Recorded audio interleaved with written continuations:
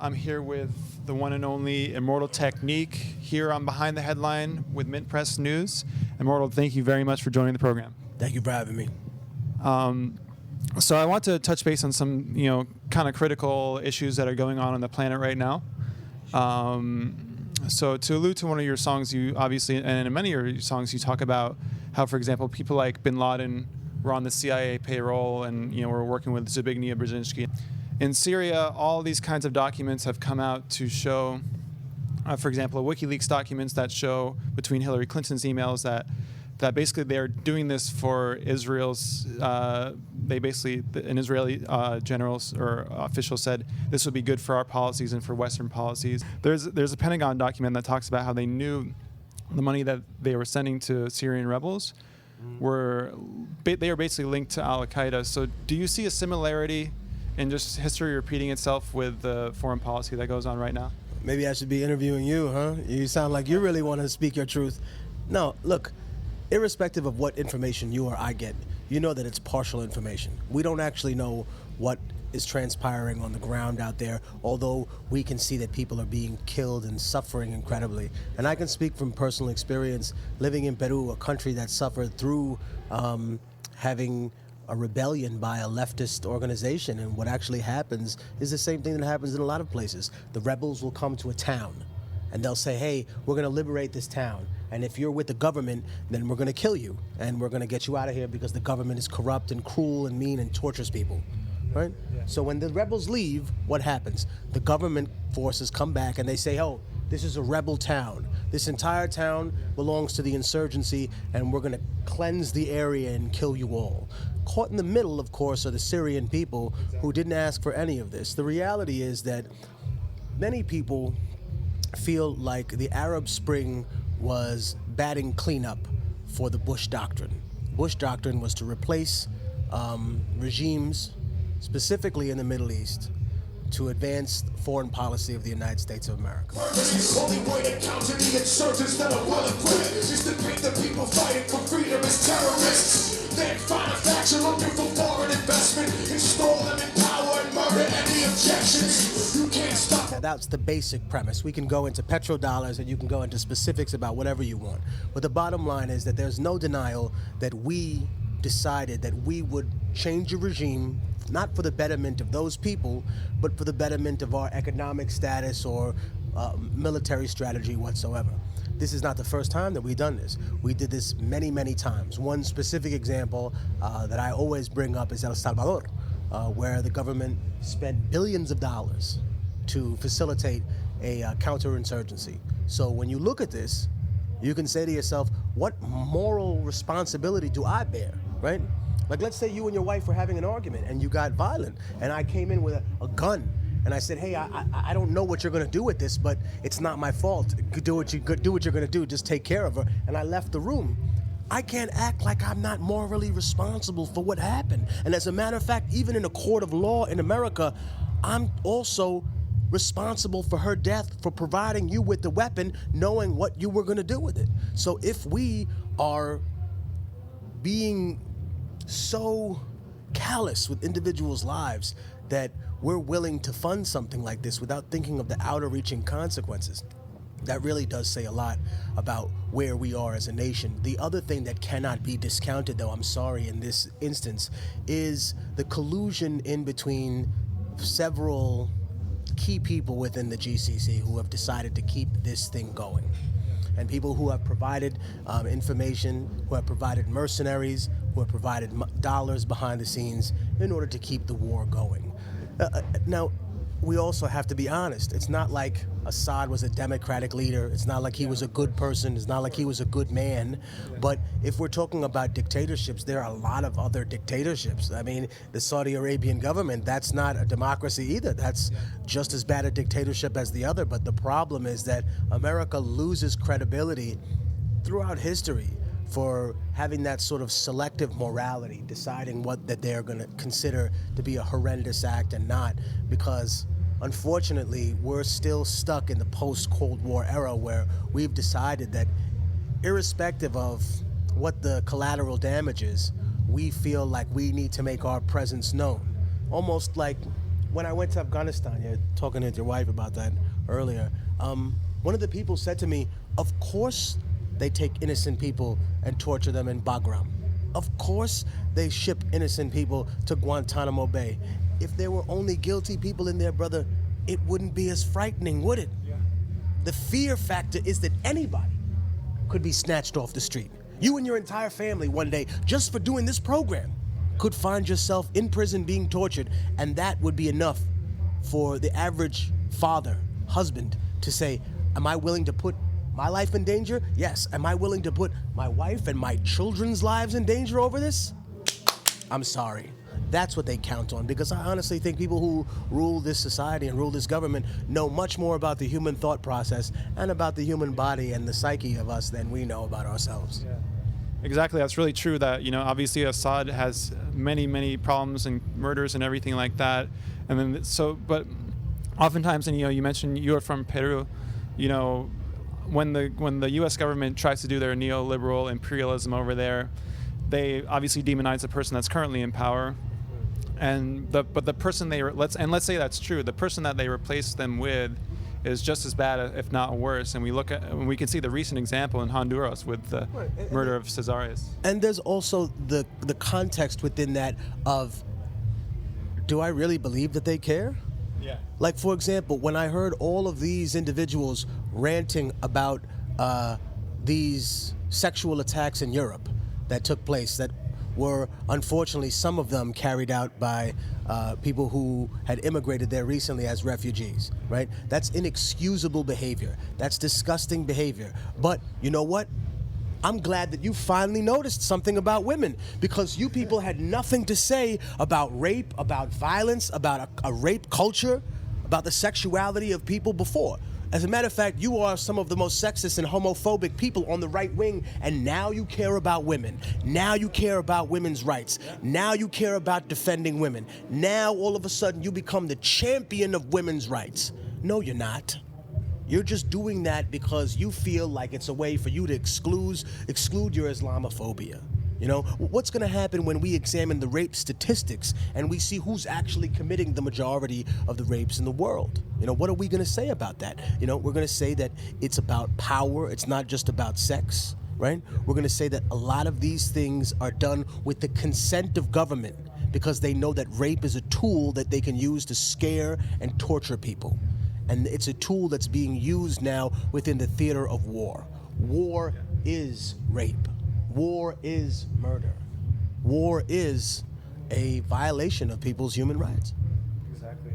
The next thing I wanted to touch up on is we're in the election season right now, and you have made the decision to endorse an alternative party candidate, the Green Party candidate, Jill Stein.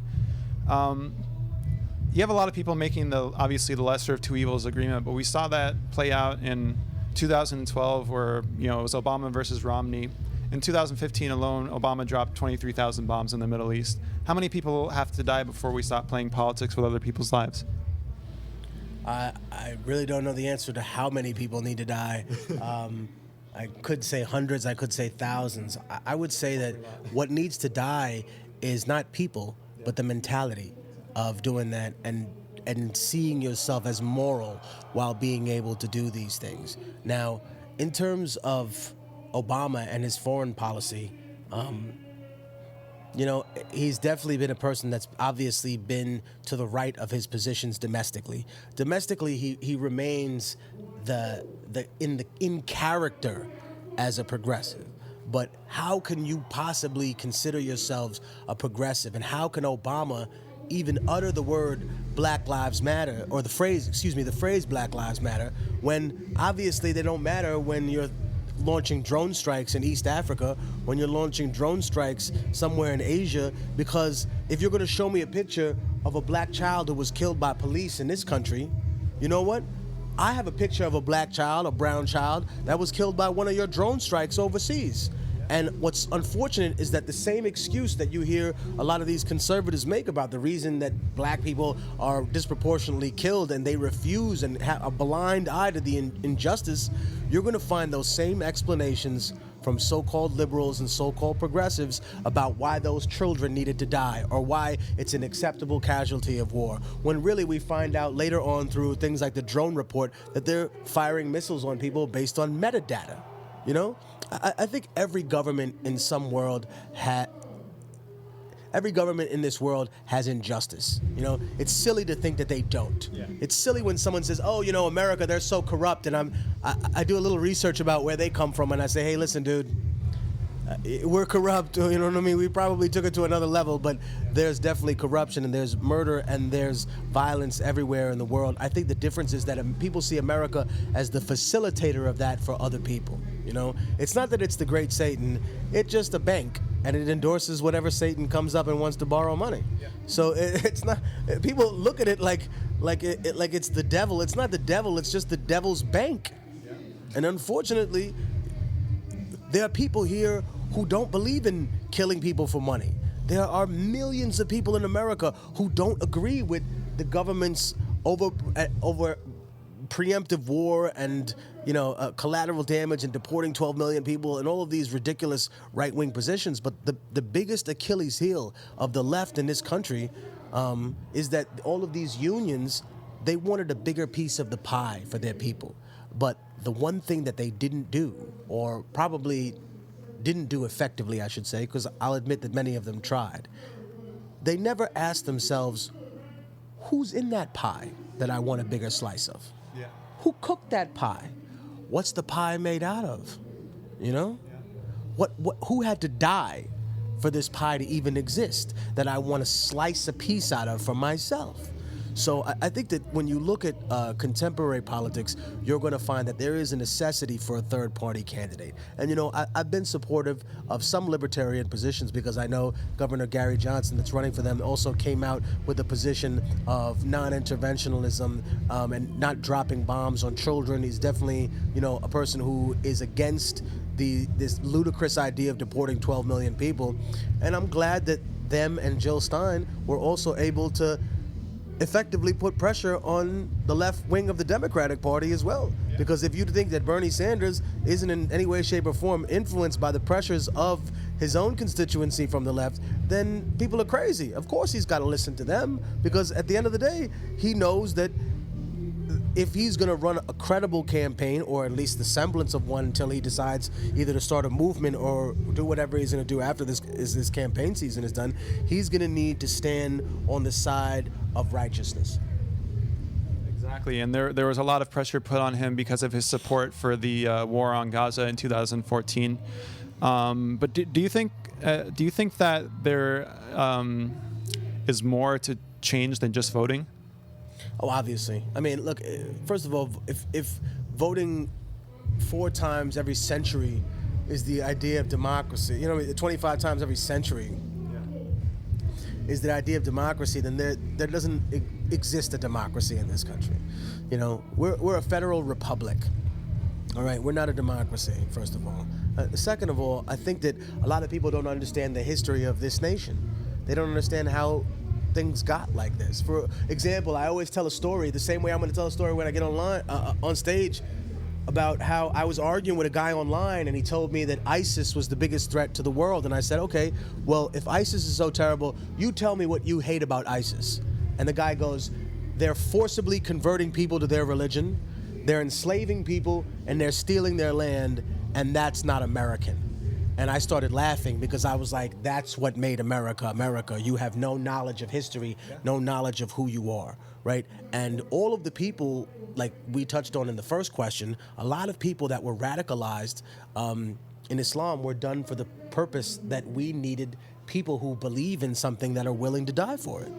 We benefited from the radicalization of Islam, right? At first, when we had a stable government that we were able to control in Iran, we didn't give what those people were doing there. When we had Saddam Hussein in power, we didn't care about his abuses. We didn't care what his sons were doing.